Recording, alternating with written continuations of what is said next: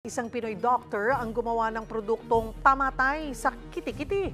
Sakto mano ito lalo ngayong maulan at nauuso muli ang mga sakit na nanggagaling sa lamok.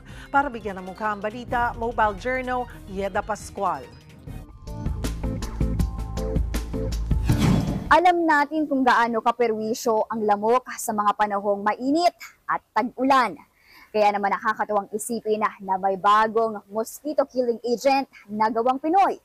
Aprobado, epektibo, at subok na pamatay kiti-kiti. Isa sa mga pangunahing sanhi ng dengue sa bansa ay ang mga lamok na namumungad sa mga stagnant water o mga lugar na may naipong tubig.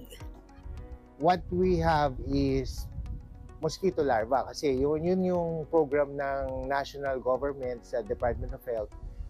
Patayin ang kiti-kiti, supuin ang dengue. So kung ang kiti-kiti yung problema na nagiging lamok, adult mosquito, yun yung kumakagat sa ating tao and then natatransfer yung disease.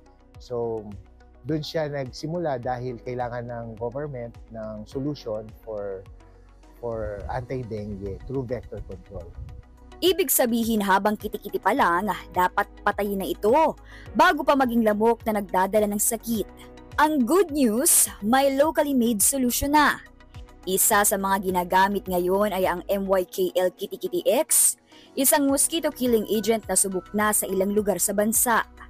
Tulad ng Region 6, Maynila, Baguio, Santa Rosa, Cabuyao at Calamba sa Laguna.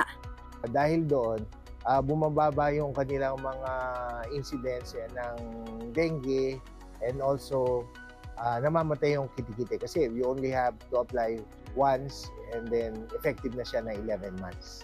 Ang kagandahan pa dito sa invention ni Sir Lyle ay itong powder na ito, nakikita natin itong kulay puti, ay mineral-based.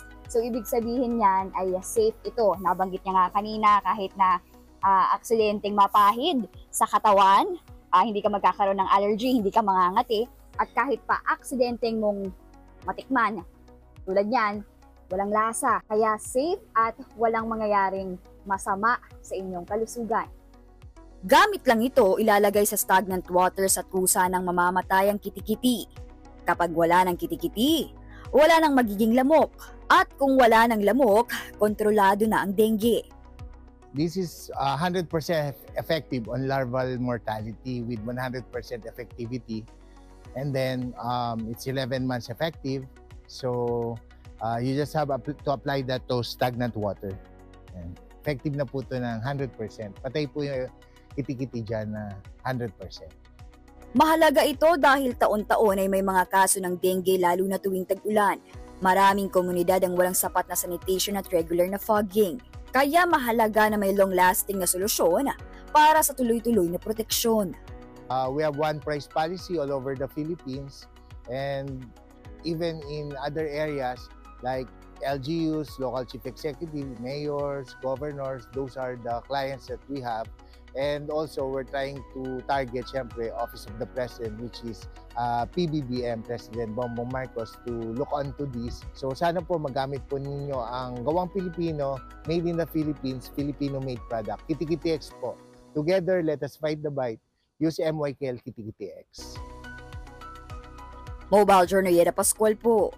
Hatid ang muka ng balita.